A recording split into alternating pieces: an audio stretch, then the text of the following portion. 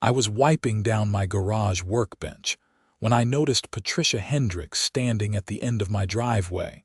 Her arms crossed tightly over her chest, staring at my little free library like it had personally offended her entire bloodline. My name is George Randall, and I have lived in Meadowbrook Estates in suburban Denver, Colorado, for the past 6 years. The house is a modest 2-story with a decent yard, and I have always tried to be a good neighbor. I work as an architect downtown. Nothing fancy, mostly commercial buildings and the occasional residential project. My wife passed away 4 years ago from cancer, and since then, I have thrown myself into work and small community projects to keep myself busy and connected to the people around me. The little free library had been my latest project. It was a beautiful miniature house mounted on a post near my mailbox, painted a cheerful yellow with white trim to match my actual house. I had spent 3 weekends building it from scratch, carefully weatherproofing it and adding a small plaque that read, "Take a book, share a book, build a community." It had been up for exactly 2 weeks, and the neighborhood response had been overwhelmingly positive. Well, except for Patricia. I walked down the driveway, still holding my shop rag. "Good afternoon, Patricia. Something I can help you with." She turned to face me, her perfectly highlighted blonde hair not moving an inch despite the light breeze. Patricia was the vice president of our HOA board, a position she wielded like a medieval warlord with a battle axe. She was 48 years old and had made it her personal mission to ensure every blade of grass in our neighborhood met her exacting standards. "George, this structure is not approved," she said, gesturing dramatically at my little free library. "You need to submit a request form to the Architectural Review Committee, pay the review fee, and wait for board approval before erecting any external structures on your property." I blinked. "Patricia, it's a little free library. It's 2 feet tall. I've seen these all over Denver." "I don't care what you've seen elsewhere. Here in Meadowbrook Estates we have standards. We have rules. Those rules exist for a reason, George. If we let everyone just put up whatever they want, this neighborhood would descend into chaos." She pulled out her phone and started taking pictures. "I'm documenting this violation. You have 72 hours to remove it, or the HOA will remove it for you and bill you for the labor." "You cannot be serious." "I am deadly serious. Homeowner Association Bylaws, Section 12, Paragraph 4. No external structures without prior written approval." She looked at me with what I can only describe as triumphant smugness. "The rules apply to everyone, George, even you." She walked away before I could respond, her sensible heels clicking against the pavement. I stood there, staring at my little free library, which currently housed about 20 books. The first book I had placed inside was a signed copy of Leadership in Times of Change by Governor Michelle Hartley, who had served as Colorado's governor for the past 3 years. The governor had actually been the one to donate it. I know that sounds implausible, but let me explain. 2 months ago, I had attended a community development seminar in Boulder. Governor Hartley had been the keynote speaker, talking about grassroots initiatives that build stronger communities. After her speech, there was a meet and greet. I had mentioned my plan to build a little free library, and she had loved the idea. She pulled a copy of her book from her bag, signed it to George for building bridges 1 book at a time, and told me it should be the first book in my library. I had been so honored that I had taken a photo of her handing me the book. It was on my phone, on my Facebook page, everywhere.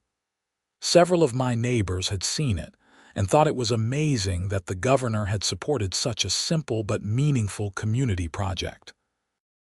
Now Patricia wanted me to tear it down. I went inside and called my neighbor, Marcus Webb, who lived 3 houses down. Marcus was on the HOA board too, serving as treasurer, and he was generally a reasonable guy. "Marcus, did you know Patricia is trying to make me take down my little free library?" He sighed heavily. "Yeah, she mentioned it at the last meeting. George, I tried to argue that it falls under the decorative mailbox exemption, but she was having none of it. She's got Lawrence and Deborah backing her up. Lawrence Chen was the HOA president, and Deborah Martinez was the secretary. Together with Patricia, they formed what I privately called the triumvirate of tedium. This is insane. It's a community benefit. People love it. I've seen kids walking by with their parents, picking out books. Mrs. Kowalski from down the street told me she's been bringing her grandkids by. I know, man. I think it's great too, but Patricia has been on a power trip lately. Did you hear she fined the Johnsons because their garage door was open past 8 p.m.? She claimed it was unsightly. That's deranged. Tell me about it. Look, my advice is to just fill out the request form. It's a $100 application fee, but at least you'll be in compliance while they review it. How long does the review take? Usually about 6 to 8 weeks. 6 to 8 weeks. Marcus, this is a little free library, not a guest house. I know, but that's the process. Otherwise, she'll have grounds to have it removed and fine you on top of it. I thanked Marcus and hung up, frustrated beyond belief. The idea that I needed to wait 2 months and pay $100 for permission to share books with my neighbors was absurd. But I also knew that Patricia was vindictive enough to follow through on her threats. That evening, I sat down at my computer and started filling out the HOA architectural review request form. It was 7 pages long. It asked for detailed dimensions, materials lists, color swatches, structural engineering reports, and even a survey showing the exact property line distances. For a little free library. I spent 3 hours completing the form, printed it out, wrote a check for $100, and put it in an envelope addressed to the HOA management company that handled our neighborhood. I dropped it in the mailbox the next morning on my way to work. That should have been the end of it. 2 days later, I came home to find my little free library gone, not moved, not relocated, gone. The post had been yanked out of the ground, leaving a small hole in my lawn. The entire structure had vanished. I stood in my yard, staring at the empty spot, my mind struggling to process what I was seeing. My doorbell rang. It was Mrs. Kowalski from down the street, a sweet 76-year-old retired teacher. "George, I saw them take it," she said, clearly upset. "That horrible woman from the HOA came with 2 men in a truck. They pulled it right out of the ground and loaded it in the back. I told them they shouldn't be doing that, but they ignored me." "When was this?" "About 2 hours ago. I would have called you, but I don't have your number, dear." "It's okay, Mrs. Kowalski. Thank you for telling me." She patted my arm sympathetically and headed back down the sidewalk. I pulled out my phone and called Patricia's number, which was listed on the HOA website. She answered on the 3rd ring. "George, I assume you are calling about the structure removal. You had no right to do that. I submitted the application form. I'm in the process of getting approval." "You submitted the form after the 72-hour deadline expired. The violation removal crew came this morning.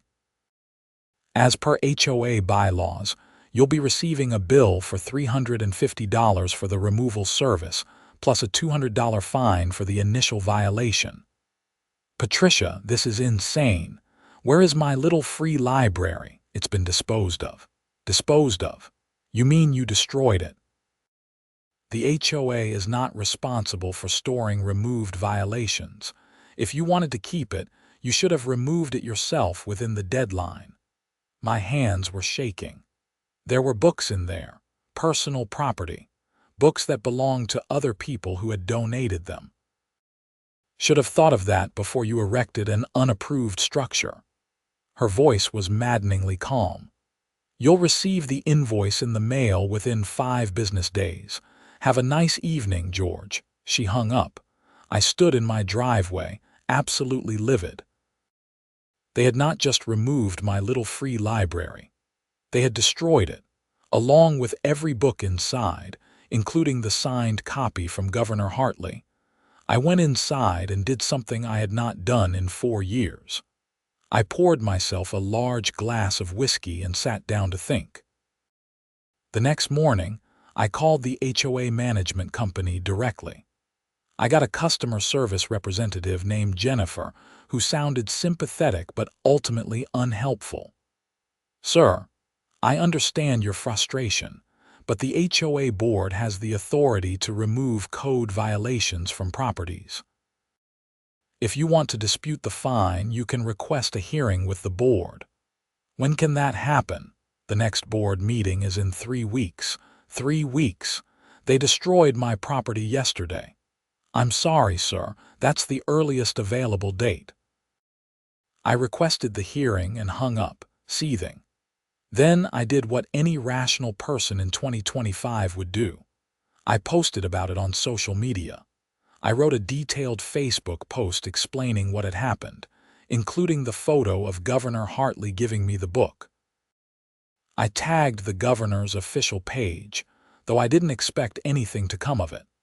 I posted it in several Denver community groups and in the Meadowbrook Estates neighborhood group. The response was immediate and overwhelming. Within 2 hours, my post had been shared over 300 times. People were outraged. Comments flooded in from neighbors I didn't even know, expressing support and disbelief at the HOA's actions.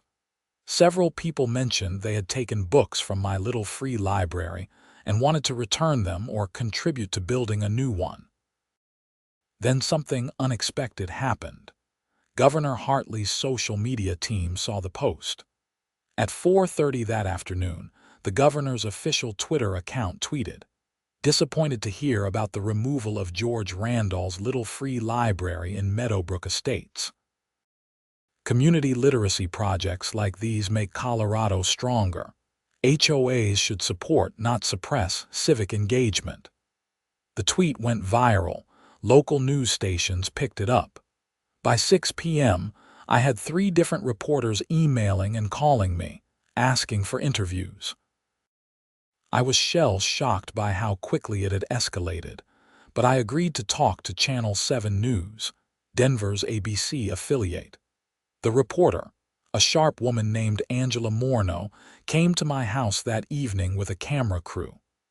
We did the interview in my front yard, right where the little free library had been. "George, tell us what happened," Angela said, her microphone pointed toward me.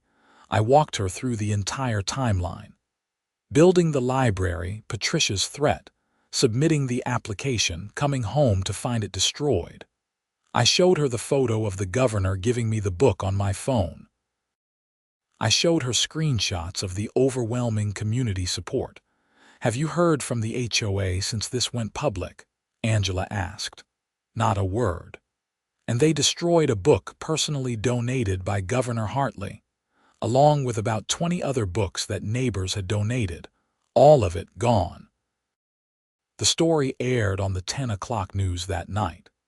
By morning, it was on every local news station in Denver. The story had everything reporters loved: government overreach, a sympathetic victim, community outrage, and a connection to the popular governor. My phone rang at 7 a.m. It was a number I didn't recognize.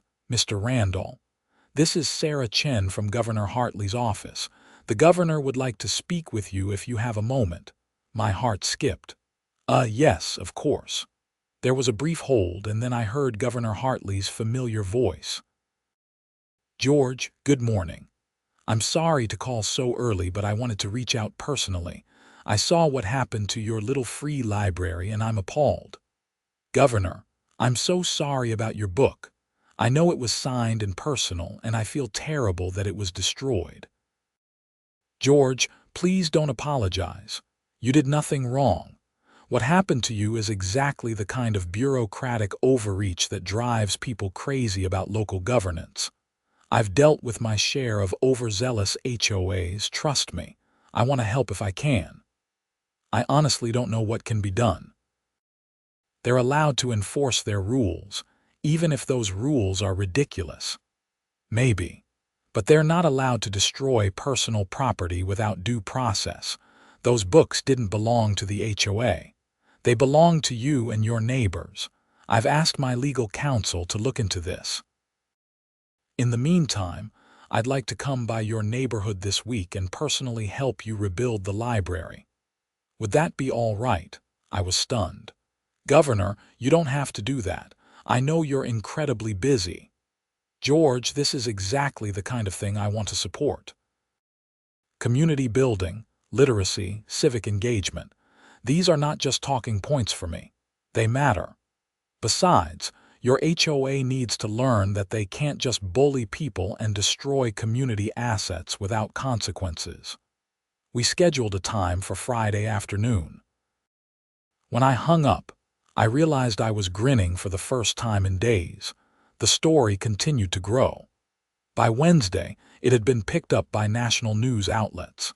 CNN ran a segment about HOA overreach using my story as the centerpiece. The Reddit thread about it in the HOA subreddit had over 15,000 comments. I was being called Little Free Library Guy on Twitter. Patricia, Lawrence, and Deborah had gone completely silent. The HOA management company released a bland statement saying they were reviewing the matter internally, which satisfied no one. Then the legal bomb dropped. On Thursday morning, a lawyer named Robert Finch called me. He specialized in property law and HOA disputes, and he had seen my story on the news. Mr. Randall, I'd like to represent you pro bono if you're interested in pursuing legal action against your HOA. What they did was not just unethical, it was illegal. They destroyed your personal property and the property of other residents without proper notice or due process. Colorado law is very clear about this. What would legal action look like?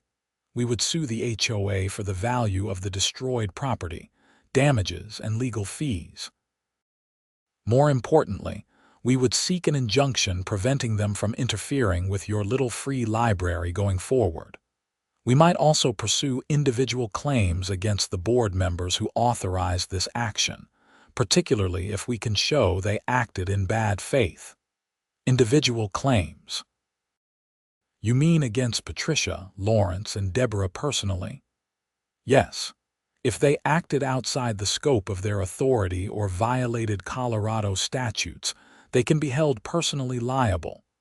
The HOA's corporate protection doesn't shield them from willful misconduct. I thought about it for about 10 seconds. Let's do it. Robert asked me to document everything: photos, receipts, emails, texts, the whole application I had submitted, everything. He also asked me to spread the word through the neighborhood that anyone who had donated a book to the Little Free Library should contact him. They were potential plaintiffs, too. By Friday afternoon, when Governor Hartley arrived at my house, 12 of my neighbors had contacted Robert's office about their donated books. The governor arrived in a modest SUV, not the official state vehicle, with just 2 security personnel. She was dressed casually in jeans and a Colorado Rockies t-shirt, and she had brought a box of books and a prefabricated Little Free Library kit from a local hardware store. Local news crews were everywhere. My quiet street looked like a presidential campaign stop. Neighbors lined the sidewalks. Kids held signs that said "Books Not Bylaws" and "Free the Free Library." Governor Hartley shook my hand warmly. "George, good to see you again, though I wish it were under better circumstances. Thank you so much for coming, Governor. This means the world to me. Please call me Michelle." And this is exactly where I want to be. We spent the next 2 hours assembling the new little free library together while she chatted with neighbors and posed for photos. She signed books for anyone who asked. She even brought another signed copy of her book, which she ceremoniously placed as the first book in the new library. This is dedicated to the principle that communities are built on shared knowledge and mutual respect, she said to the assembled crowd and cameras. No HOA board should ever have the power to destroy that. The crowd cheered. I felt a lump in my throat. Just as we were finishing up, a car pulled up sharply to the curb. Patricia Hendricks got out, her face flushed with anger and what I suspected was panic. She marched toward us, clearly not having expected the governor to be there. "This is still a code violation," Patricia announced loudly, apparently deciding that doubling down was her best strategy. "Governor or no governor, we have rules in this community." Michelle turned to face her, and I watched Patricia's confidence waver slightly under the governor's steady gaze. "And you are?" Michelle asked calmly. "Patricia Hendricks, Vice President of the Meadowbrook Estates Homeowner Association." "With all due respect, Governor, your presence here doesn't change our community bylaws." "With all due respect, Miss Hendricks, your bylaws don't give you the right to destroy personal property. That's not governance. That's theft." And as a public official who has spent years working on community development initiatives, I can tell you that what you did here wasn't just legally questionable. It was morally wrong. Patricia's face turned even redder. "We followed proper procedure. George was notified, he didn't comply, we removed the violation." "You removed it before his application was even reviewed," I interjected. "I submitted the forms within your timeline." "After the deadline," Patricia shot back. Robert Finch, who had also come to the event, stepped forward. "Actually, Miss Hendricks, the postmark on Mr. Randall's application shows it was submitted on the second day after you issued your notice. Well within the 72-hour window. More importantly, Colorado Revised Statutes Section 3833.3 209.5 requires HOAs to provide a hearing before removing any structure from a property owner's land, regardless of compliance issues. You violated state law." Patricia looked like she had been slapped. "I don't know who you are, but Robert Finch, I'm Mr. Randall's attorney. You'll be receiving formal notice of our lawsuit next week." The news cameras captured every second. Patricia looked around, seemed to realize she was in way over her head, got back in her car, and drove away without another word. The following Tuesday, Robert filed a lawsuit in Denver District Court against the Meadowbrook Estates HOA, as well as individual claims against Patricia Hendricks, Lawrence Chen, and Deborah Martinez for willful misconduct and destruction of property. The complaint asked for $15,000 in damages, legal fees, and a permanent injunction preventing the HOA from interfering with the little free library. The story continued to reverberate. The national attention had made Meadowbrook Estates a punchline. Late-night talk show hosts joked about it. HOA horror story websites featured it prominently. Our neighborhood Facebook group turned into a war zone between people supporting me and the handful of residents who thought I should have just followed the rules. Then, the real revelation started. A neighbor named Sandra Williams, who lived on the next street over, sent me a private message on Facebook. "George, I don't know if this helps your case, but Patricia approved her friend's decorative fountain last year without making her go through the architectural review process. She just waved it through. I thought the rules were supposed to apply to everyone." I forwarded the message to Robert immediately. He asked Sandra if she would be willing to provide a statement, and she agreed. Then more people came forward. Turned out, Patricia had been selectively enforcing HOA rules for years, approving requests from her friends while denying or slow-walking requests from people she didn't like. Lawrence Chen had used HOA funds to pay for landscaping at his rental property, claiming it was research for neighborhood standards. Deborah Martinez had never actually paid the last 3 years of her HOA dues, somehow always getting her own late fees waived. Marcus Webb, the treasurer, finally had enough. He came to my house with a thumb drive full of financial records. "George, I've been documenting irregularities for 2 years, but I didn't know what to do with this information. After watching them destroy your library and then try to justify it, I'm done staying quiet." The records showed systematic financial mismanagement and what looked an awful lot like embezzlement. The HOA had collected about $4,000 more in dues the previous year than had been reported in the annual budget disclosure. That money had vanished into vague line items like community improvements and administrative expenses that couldn't be tracked to any actual expenditures. Robert Finch looked at the records and immediately contacted the Colorado Attorney General's office. Financial fraud in HOA management was a criminal matter, not just a civil one.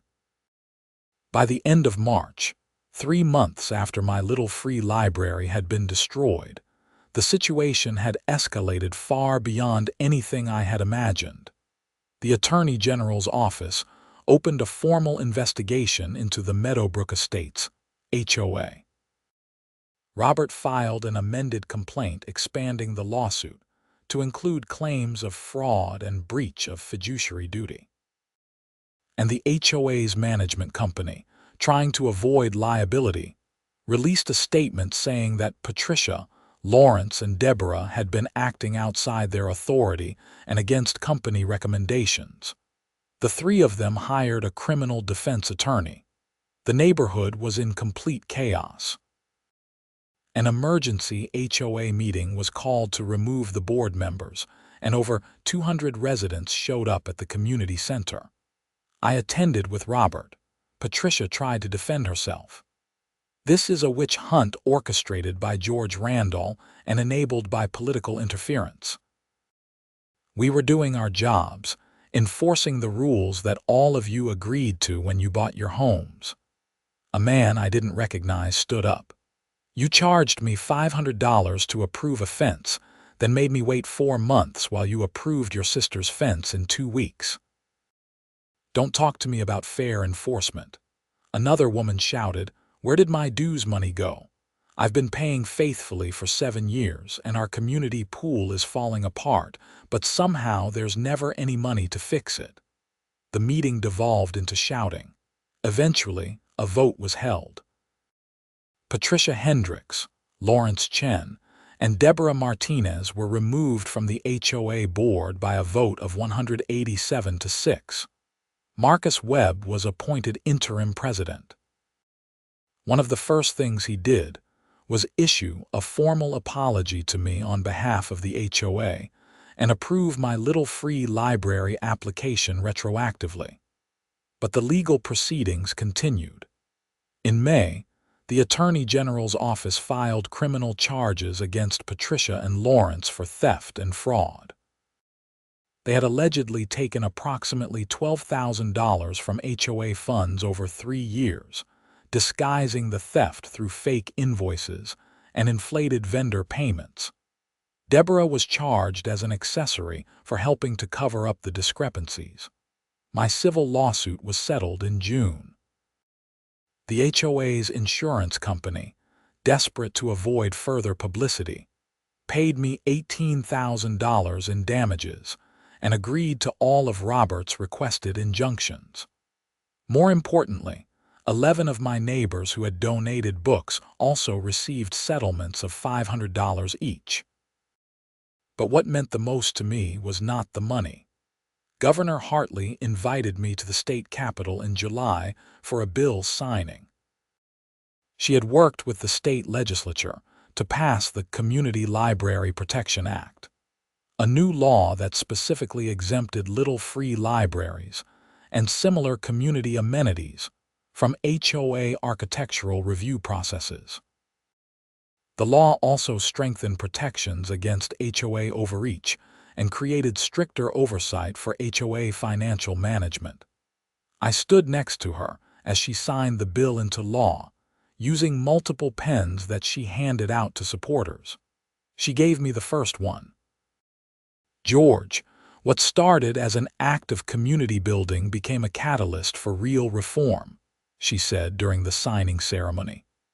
"Your willingness to stand up to an unjust process has made life better for homeowners across Colorado. Thank you." There were about 50 people in attendance, including several of my neighbors, Robert Finch, and even Mrs. Kowalski, who cried happy tears through the whole ceremony. The criminal trial for Patricia, Lawrence, and Deborah took place in September. I was called to testify, not about the theft charges but about the destruction of my little free library, which had been added as a separate criminal mischief charge. Sitting in the witness box, I looked at Patricia across the courtroom. She looked diminished somehow, smaller than the imposing figure who had stood in my driveway threatening me 9 months earlier. Her attorney had argued that she was simply overzealous in her duties, not criminal, but the evidence was overwhelming. The prosecution had receipts, bank records, testimony from vendors who had been asked to inflate invoices, and the thumb drive of records from Marcus. The jury deliberated for less than 4 hours. Patricia and Lawrence were found guilty of theft and fraud. Patricia got an additional conviction for criminal mischief and destruction of property. Deborah was convicted of being an accessory. Sentencing came in October. Patricia received 2 years in prison, with the possibility of parole after 1 year, plus restitution to the HOA and to me personally. Lawrence got 18 months. Deborah, who had cooperated with prosecutors, received probation and community service. As I left the courthouse that day, I felt a strange mix of emotions. I had never wanted to destroy anyone's life. I had just wanted to share books with my neighbors. But Patricia's own choices, her vindictiveness and corruption, had led her to this point. I had simply refused to be bullied. A reporter caught me on the courthouse steps. "George, now that this is over, how do you feel?" "Tired," I said honestly, "but also hopeful." If something positive came from all this, it's that people saw they don't have to just accept authoritarian rule from their HOAs. There are laws, there are protections, and communities are stronger when we work together instead of tearing each other down. My little free library is still standing in my front yard. The governor's signed book is still the first one inside, though now it's in a protective plastic cover. The library gets used every day. People leave books, take books, and occasionally leave little notes thanking me for maintaining it. Mrs. Kowalski brings her grandkids by every weekend. They carefully select books and always promise to return them when they are done. Other residents have built their own little free libraries, and now our neighborhood has 6 of them, all exempt from review thanks to the new state law. Marcus Webb has done a good job as HOA president. He cut the annual dues by 20% after cleaning up the finances, and he has instituted transparent budgeting and monthly financial reports. The pool has been renovated. New playground equipment was installed at the community park. The HOA still has rules, but they are enforced fairly and with common sense. I still work as an architect, but I have taken on a new side project. I have been consulting with neighborhoods across Colorado about how to set up little free libraries and navigate HOA requirements. Robert Finch and I have given several talks about property rights and HOA governance. We have become unlikely advocates for homeowner rights. Governor Hartley invited me to another ceremony in December, almost exactly 1 year after Patricia first threatened me. The ceremony was in my neighborhood, right next to my little free library. The state was recognizing Meadowbrook Estates as a community literacy leader for the proliferation of little free libraries and other community engagement projects that had sprung up in the aftermath of everything that happened. A year ago, a simple act of community building became a flashpoint for change, the governor said to the gathered crowd of neighbors and press. George Randall wanted to share books with his neighbors. That basic human kindness should never have been controversial. But when it was threatened, this community came together and showed what civic engagement really means. You didn't just fight for George's right to his little free library. You fought for the principle that communities are built on trust, generosity, and mutual support, not on petty enforcement of arbitrary rules. After the ceremony, I opened the little free library and showed everyone the newest edition. It was a children's book about standing up for what is right, even when it is difficult. The author had heard my story and sent me a signed copy specifically for the library. I placed it on the shelf next to the governor's book. That evening, as the sun set over the Colorado mountains and the last of the visitors went home, I stood in my front yard and looked at the little yellow structure that had caused so much chaos. It seemed absurd that something so small had led to criminal investigations, lawsuits, new state laws, and national news coverage. But maybe that was the point. Sometimes the smallest acts of kindness and community are the most threatening to people who derive their power from control and intimidation. Patricia had not seen a little free library. She had seen a challenge to her authority, and she had lashed out with all the power at her disposal. She had just never expected anyone to fight back. My phone buzzed. It was a text from Marcus. "Hey, just approved the Johnsons' request to paint their front door blue. Took me about 5 minutes. Crazy how easy this job is when you're not trying to be a tyrant. Thanks for everything you did, man." I smiled and texted back. "Thanks for having the courage to come forward with those records. You saved this neighborhood." I went inside, poured myself a small glass of whiskey, and sat down in my living room. On the wall was a framed photo from the governor's bill signing ceremony. Next to it was the pen she had given me, mounted on a small plaque. My wife would have loved all of this. She had always been the one pushing me to get more involved in the community, to use my skills to make things better for people around us. After she died, I had retreated into myself for a long time. The little free library had been my first real attempt to reconnect, to build something that mattered.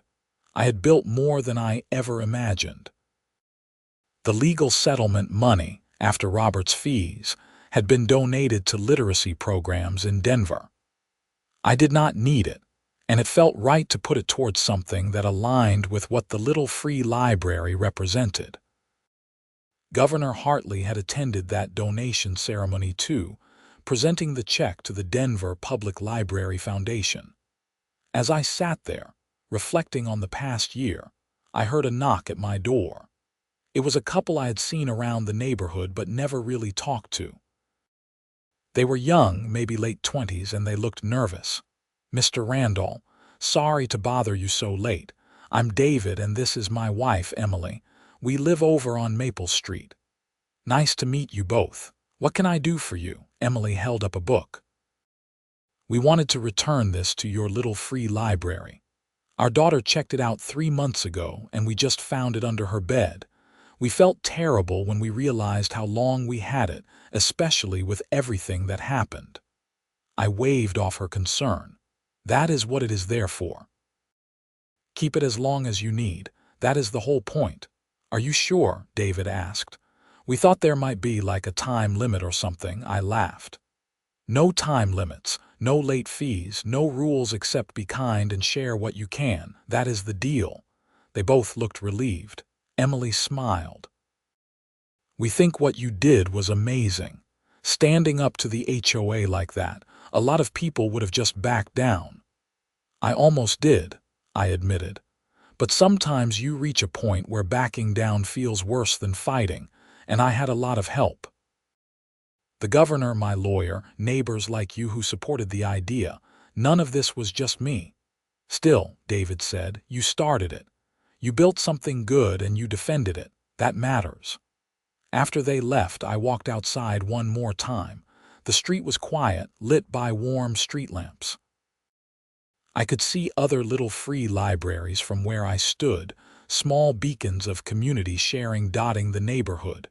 Tomorrow I would go to work, design some buildings, live my normal life.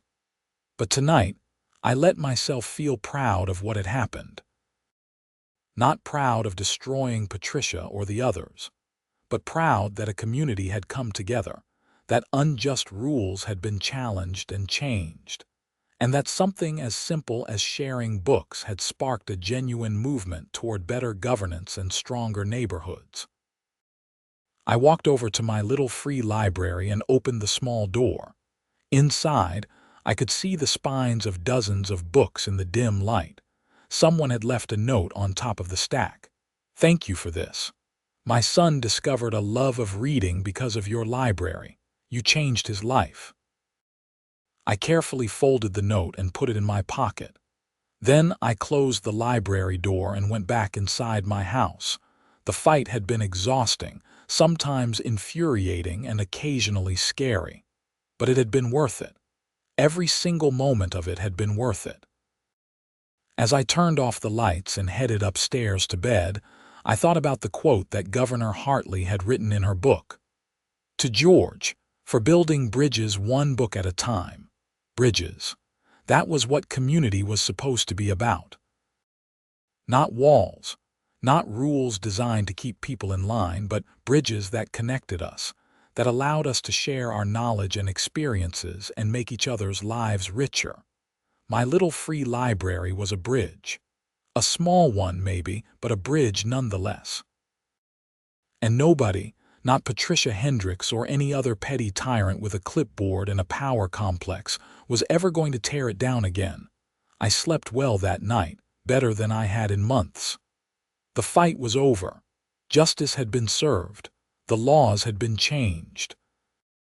And most importantly, the books were still flowing, one reader at a time, building the community I had always hoped to see.